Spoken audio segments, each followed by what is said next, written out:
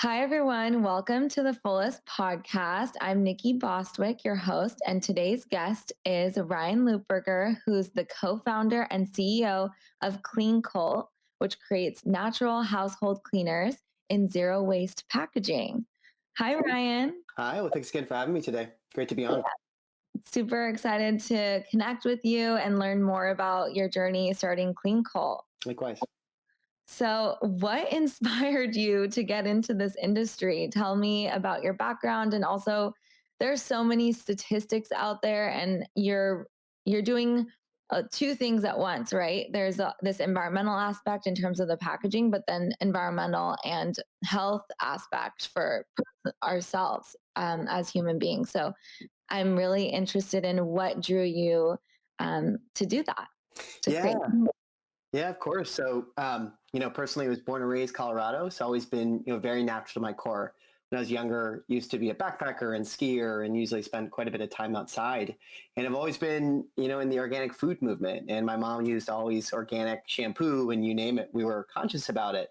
But cleaning products never came up, right? And kind of fast forward 10, 15 years, went to business school at Babson, and finally was doing my laundry, looked at the back of my bottle of laundry detergent and didn't see any ingredients listed.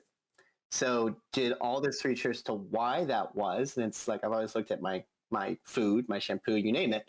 And turns out there's basically no regulation in the US for household cleaning products. So we have the USDA and the FDA, but they don't regulate what goes into our everything personal care cleaning products at all, basically. So you have this really dirty, no pun intended, industry that basically has about 1,200 chemicals today that are banned or under review abroad. For example, Europe has much more stringent regulations, and this is just a big gap here in the US market. So started to learn more and more about this, a lot of carcinogens, a lot of uncertain chemicals that we just frankly don't know what they do yet. And it was like, okay, I'm going to make a change.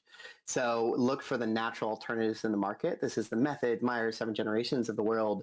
And frankly, I just didn't love the brands out there, right? Is that they all claim to be better for the world, and yet they used a ton of plastic packaging, to your point. And it was like, okay, this doesn't make that much sense that they're using all this oil, petroleum packaging, and that doesn't help the world, right? They're not that green. Then I looked at their ingredients. They weren't that clean. I didn't really understand them that well. Yeah, I was gonna Yeah. say that. It's like not even as clean as you would imagine. Well, Like, totally. Yeah, and it's interesting because I was so excited about them because, right, the packaging is beautiful. And then it was like initially like, I have just some hesitation with the plastic base. And then the more I learned about the brands, I was like, I really think there's an opportunity in here, both from a home safety, from a personal safety, and from, a world safety perspective. So tried mhm. all the natural cleaners, and I was trying to mix my own cleaning products, and I didn't have the time or care, frankly, and I didn't do a very good job. So then it was this kind of light bulb. So what if we could create a natural cleaning brand that uses ingredients you can actually understand and pronounce, the formulas that really cleaned, and then with packaging that didn't hurt the earth. So that was truly zero waste. So that was 2017. And it's been a long time since there, but that was kind of the inspiration of how we got started. Okay, so then from that point, did you find, did you go right into, okay, I know I need to raise money, but I also need to find a lab that'll help me create this and do the formulations that's going to be on board? Because I think that's another element to it is you might have the vision, but there are labs that are so set in their ways Yeah. that are, what do you mean coconut based Mm. cleaning products? So I'm curious how you navigated that landscape as well. Yeah. Did you have to convince a lab, or did you find someone that's super aligned, and how is that? Yeah. So ours to where we are today has been a really long journey. So the company actually started 2016 when this idea happened, right? Mhm. And the first thing was, look, branding is bad in cleaning. Is we didn't have enough resources to build the formulas and build all these different things with labs at that point. So we private labeled a natural pod on the market that we thought had the cleanest ingredients, and we launched with a really attractive brand, right? And that did okay. We were successful on Kickstarter, and we had this little cardboard box that looked sort of okay, but it didn't make any sense. The pod hardened, and didn't make any margin sense, and we essentially failed, right? Yeah. Didn't work at all. But what we nailed is that the brand was there, is that Yeah. people super resonated with that. So Then 2017, we had just enough resources to start working with a lab, to your point. Um, and we started to develop, in our opinion, some of the cleanest formulas on the market. It took us about a year. And we launched with hand soap, dish soap, all-purpose cleaner, and liquid laundry. And this time we had the brand, and then we had the ingredients, right? But Yeah. yeah, I think that's such an important part of the story too, because I think that just sharing that part, because people who want to start a company, there's so many elements to it. And when you talk about, okay, well, yes, I failed, but I had this brand, and you also had, an example for your investors, like, look, I've done this before. I've brought an actual product to market. I yeah, know what went wrong, but like, I'm someone that's not just going to take the money and not be able to produce something. Like, we already have had something out there. People love our brand. It's just a matter of getting a different formulation. I think totally. that's super awesome, because then you were able to, decide, okay, we're gonna create our own because Yeah. this is shit. Exactly, but it wasn't there, so we actually failed again. So it was that once we got these great formulas in the market and this great brand, we did another Indiegogo. We're barely successful, but the issue is that it just didn't gain much traction, right? It was like people said the ingredients are good, but is that truly a differentiator, right? Yeah, They were like, look, I'm not super convinced here. Yes, I can understand these formulas, but will they clean, right? Like, okay, the brand's cool, but who cares? yeah, So, we were pretty stuck. So that was 2018, and we know we had some momentum, but still, it wasn't like that product market fit wasn't there. We hadn't really launched. We had just going back and forth of what was our space. And hmm, the real complaint was that you have these great ingredients and you have these great, this great brand, but what about the packaging, right? Your whole mission has been able to fix this packaging. Why are you using plastic bottles? And it yeah. took us a long time. And then finally, it was like this light bulb went off. It was soap and milk cartons. So basically, over a period of 12 months, it was what could be a packaging that could live on shelves, that could not change behavior, that could reduce all or most of the waste in the cleaning industry. Um, and thankfully, again, this light bulb came up and we said, what about milk cartons? So basically, over a period of 12 months from mid 2018 to early 2019, we figured out how to do it. And it was incredibly difficult. So to basically in the US, once you run a non-food product on a food machine, that food Okay. machine can never be used again for food. So Wow. so because of that, there were no contract manufacturers in the United States that would take us, that would talk to us, that would work with us. So long story short, we had to build our own machine. We had to find our own contract manufacturer. We had to do this. It took me about 7 to 8 months of just being on the road in the US and a little middle town in the Midwest from the middle of nowhere town in the Midwest. Oh my And god. then we finally got it. So, Q1 of 2019, we launched. We leaked like 50% in these milk cartons because soap attacks, and Oh that's what my it's meant to god. do. And then Because it's supposed to clean, so exactly, not to yeah. work. So, oh my gosh. And then it was one of the most challenging but also most interesting times is to do this we had to raise money, right? So we Yeah. raised money in late 2018 off the idea of putting soap in a milk carton. But the issue is that what we did is put little packing peanuts in milk cartons and then said, right, this is our beautiful packaging, this is soap in a milk carton, and we successfully raised money. But the issue was that we hadn't actually figured out how to put soap in a milk carton yet. So we made Yeah. all these commitments to do this, Well, but because it doesn't seem hard, right? You're like, milk exactly. goes in a milk carton. Milk can go in a milk carton. Hmm. People are willing to invest because it's been technically somewhat done before, but obviously not. Oh Yep. my god. So then what? Well, so we finally, with all this pressure and investors now on the cap table, it was like, well, we really need to get this done. We have the brand, we have the formulas, and we actually had a whole year in Puerto Rico, and that's a whole nother part of our story. But we actually moved to the island, hired top notch R&D, and that's a whole other part that I'm happy to dive into. But Yeah, we will definitely have to, like, why Puerto Rico? But yeah, okay, yeah. solve the soap problem first. Yeah, so 2018, we raised some money. We finally built the machinery. We have our facility set up. We have all this great IP now, and the cartons just kept leaking. So we had 30 to 40% leakage for the first 3 to 4 months.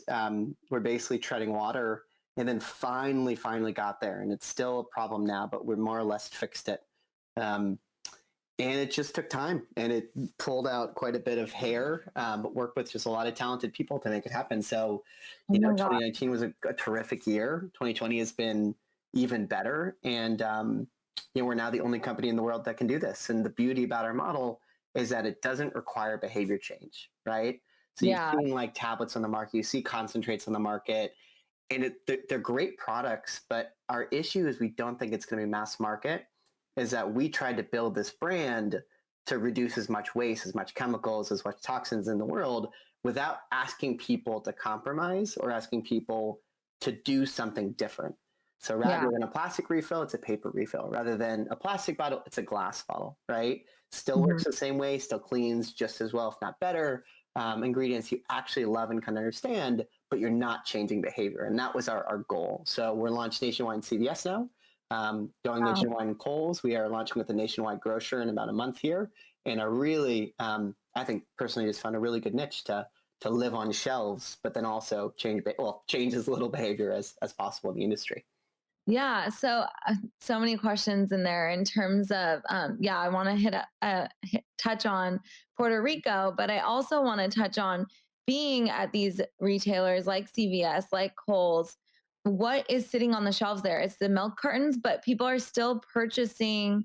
Like, do people still get the glass packaging then Yeah, at yeah, those retailers? yeah. So what we found, in our opinion, is a really perfect fixture. So on the left, you have an empty glass bottle.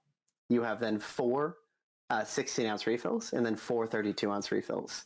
And what it does is creates a beautiful brand block. It encourages the system, right, of the Cleancult refill system. And what we found is that people love the bottles. Is I think that it's something we've done really well, is focusing on design and quality in everything we do. So some people, we call them like the Ferrari of vessels per se. And it's kind Yeah. of like what Method did in the industry, and they were super successful. They put products that people could be proud of in their bathroom, in their home, in their kitchen. But the issue is that they're plastic, right? So that was that generation. This is this generation. Yeah. So creating the system that people can love and really get attracted with, and that's how it looks in retailers. Hi, everyone. This episode is brought to you by Four Sigmatic, a wellness company that is well known for its delicious mushroom coffee. I've been a fan of Four Sigmatic for a while now, ever since I met Taro, the founder, at a summit event in Utah, and I could really feel his passion right away for sharing the wisdom behind plant medicines, including cacao and mushrooms. I don't normally drink coffee, but I do occasionally need a pick-me-up. And Four Sigmatic's mushroom coffee with lion's mane and chaga is the perfect blend to support optimal brain function without the mycotoxins and mold that's found in regular coffee. All Four Sigmatic products are organic, vegan, and gluten-free, and every single batch is tested in a third-party lab for heavy metals, allergens, bad bacteria, yeasts, molds, mycotoxins, and pesticides to ensure their purity and safety. So you know for sure that you're getting the highest quality coffee and mushrooms possible. I've worked out an exclusive offer for the Fullest podcast listeners, and I'm super excited because now you guys can receive 15% off your Four Sigmatic order. So this is the time to try Four Sigmatic's best-selling mushroom coffee or any of their other delicious products. Just go to foursigmatic.com/thefullest or use code thefullest at checkout. That is FOURSIGMATIC.com/thefullest to receive 15% off your order. Let me know how it is. I'm always eager to hear what you guys think. Thanks so much for tuning in to this week's episode.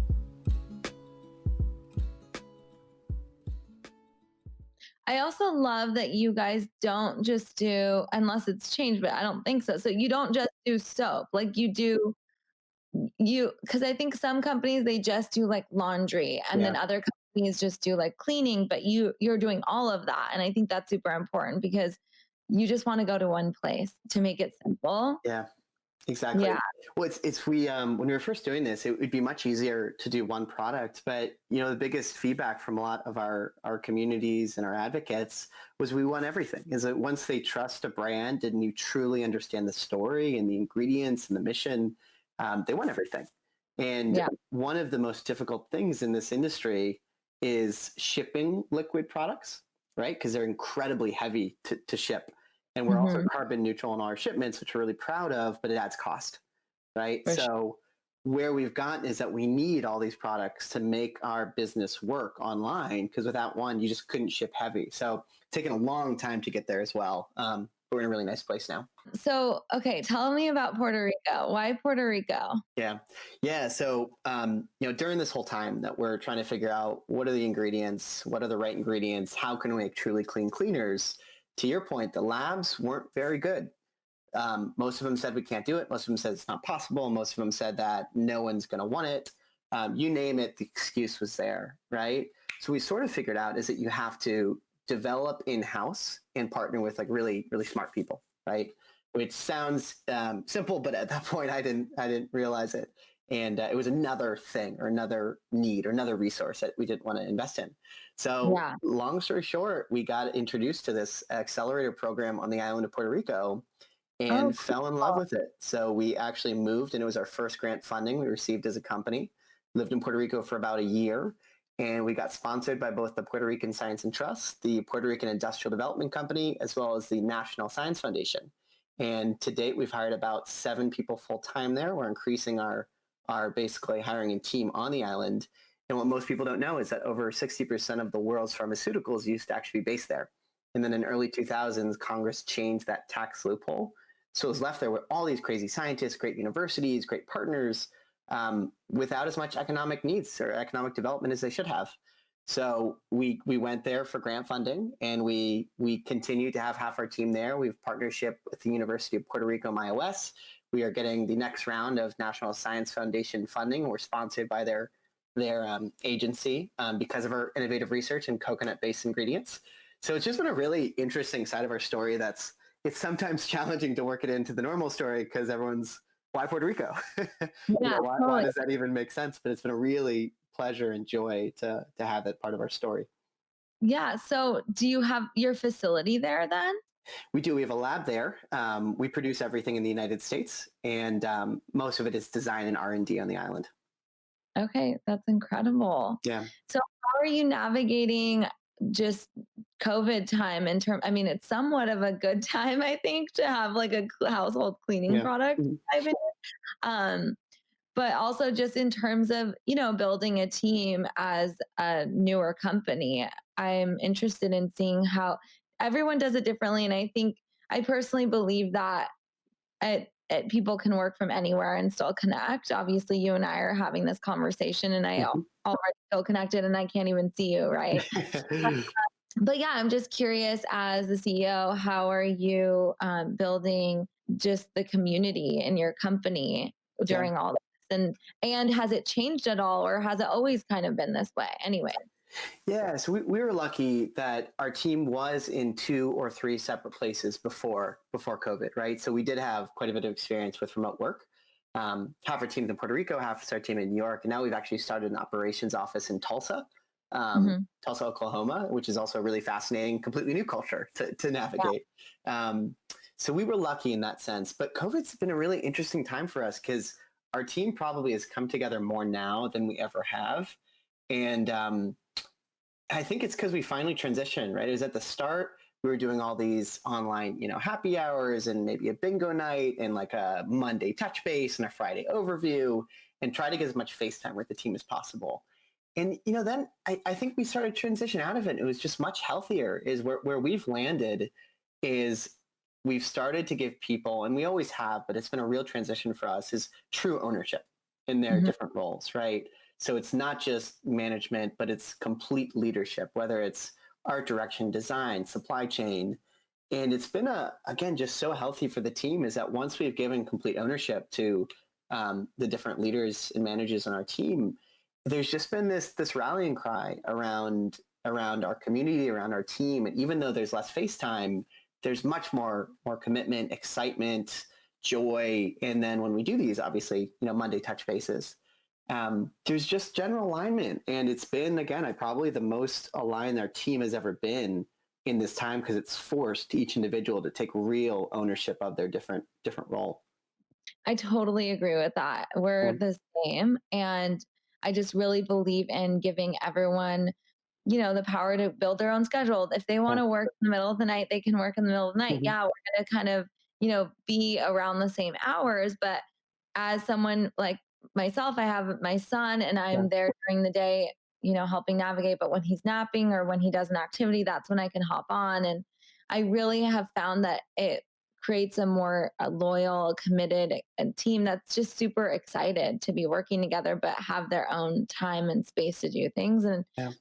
Um, and yeah, I mean, I've had the pleasure of working with people on your team just, through our partnership. And I love the people that I'm connected with. I love Sonia. And Yeah. I think that I can really tell that they're committed and passionate. And so I think that's another exciting part about just having a company in Yeah. general is I took this course before starting my company from the founders of Cafe Gratitude. I don't know if you know what Mhm. that is. It's like a vegan restaurant chain. Okay. And they have this course called Using Business as the Path to Awakening. It's called Sacred Commerce. Mm. I think about that all the time because people you spend most of their time at work. So why not make it enjoyable? You know? Yeah, no, amen. And yeah, again, I was born and raised in Boulder, and there's quite a bit of focus on spirituality and how do you integrate like consciousness and awareness in leadership. And it's difficult, right? Because I think there's a tendency for quote unquote awake people or reflective or conscious people to not be as ambitious. Yeah. Because and that's always been a personal struggle is how can you bring as much ambition, KPI focus, growth, fundraising, scaling with awareness and consciousness, right? And I think it's generally I'm not there, and I think we're it's always going to be a journey. But I think part of it is just again caring about your team and giving them exactly allowing them to lead and being as happy as they can be. But for sure, no, it's such an interesting time. So one question I really wanted to ask you was about just having a direct to consumer brand and navigating that as you go into these larger chains and where your focus is and yeah, how you see that as you grow. Like, is there going to be one area where you're going to focus on more, or is it going to be equal? I'm Yeah. super curious. Yeah, so our model lends itself to both. And I think that's always been we want to be where people shop, right? So there's some people on Amazon, there's some people online on Facebook and Instagram, there's some people in retail. And it's probably not all or nothing, right? You're not always a D2C customer, always a retail customer. So from the time we started this, it was how can we create a model that works everywhere and that's not different price points and that is clean and clear and easy to understand. And I think we're there. So for us, D2C is how we started the business, right? We were about a year and a half, 2 years, essentially just D2C, and it was everything we thought about. And now retail is growing like crazy. So we're going to be essentially nationwide, most marquee retail customers in club, drug, home, natural, grocery by next year. And then with that, we're going to increase our D2C marketing to support those, right? Because D2C marketing, the beauty is it creates brand awareness and creates more loyalty and gets customers into these stores. So, for us, hopefully the two don't cannibalize. I Yeah. think there's a tendency in certain D2C brands to have the retail and D2C teams go head to head or fight to some extent and have a lot of conflict. And for ours, we're trying, and I think we've succeeded, is they help each other, right? More retail equals more D2C equals more retail. And both of those benefit Amazon. And if you have price parity, can they work together in a beautiful way and increase brand awareness and generally get more plastic out of the world? Yeah, I So, totally agree. I think that um, the for your particular business, it makes a lot of sense. I mean, people might see it online on Instagram, or they might be on your website, but then they then go to the store and then they see it, so then they get to have that instant satisfaction of checking out and taking it home with them. yeah. I'm curious, like you mentioned Amazon, do you like, and I do agree that it supports it, but I'm curious if like on your website do you take people over to Amazon? I'm just always wondering because I think about my own tendency to like whether I buy something off someone's website or Amazon. I think of myself as the type of customer that likes to go direct to Yeah. the brand, but then I also find myself buying something just because it is on So fast. Amazon. So it's interesting. Like, Yeah.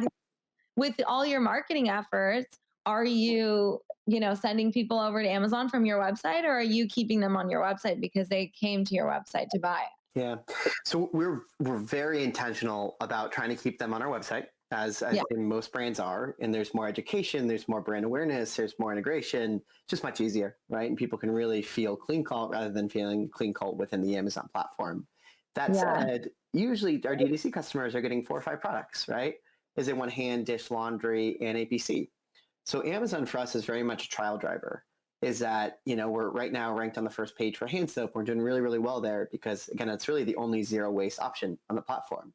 And Hmm. that's great. So people see hand soap, they probably try it at a price that's higher, frankly, than our direct to consumer site. And it's a really nice introduction. So we view Amazon as essentially a validator, I think, from credibility, and then ideally a trial driver that they'll get so excited about the brand that they'll go to our site. Um, Yeah. Part of that I think is pricing, but part of that is just making sure you have the right storytelling. Maybe you hold back certain colors that are on your site that aren't on Amazon. Maybe it's more scent options on your site and not on Amazon. But Amazon's a great platform. And I think companies that have historically avoided it altogether are now seeing that that probably wasn't the right choice or the necessary choice. Yeah. And there's obviously a balance, depends on the brand, but I do think it's time to look at everything holistically. I agree. Yeah. I love all your answers. I love talking to you. No, you too. Thanks again for having me here. Yeah. Yeah, my last question is really just where do you see your brand going, your industry going? And, I'm assuming you're going to expand into other categories. So I'm interested in hearing, or maybe not. So I'm just interested in hearing more. Yeah, so I mean, our goal is to be, the natural cleaning brand that fixes cleaning. So we want to essentially be in as many American households as possible. We want to be in nationwide retailers in every single category with multiple. We want to grow our subscriber base to rival the likes of seventh generation, Mrs. Myers and Method. So we want to be the go-to brand, right? And I think we've the right model, the right price point, the right time. Um, so we very much want to grow, and I think we're on track to do that. Everything's working, and we're an essential product at the right price point at a time where people need them. And we have a lot of donation programs to support people that can't afford it as well. Um, so we're trying our best there, and I think from products, we're much more focused on going deep rather than broad. So Mhm. we have now enough products so that someone in their home can be satisfied. Um, Yeah. that said, I don't think we won't go to the beauty, right? I don't think we'll go into personal care. Um, we're really good at cleaning products, and we're going to own that space as much as we can. And maybe in 2 to 3 years, we'll think differently. But right now, it's everything we're focusing on, and just growing with taking out as much plastic and toxins as we can in as many retailers, Amazon, and products on our site that we can. Awesome. Yeah, Thank you so much for joining us. And I'm really looking forward to watching the brand grow. yeah. Thank you again, Nikki, and congrats on everything you built as well.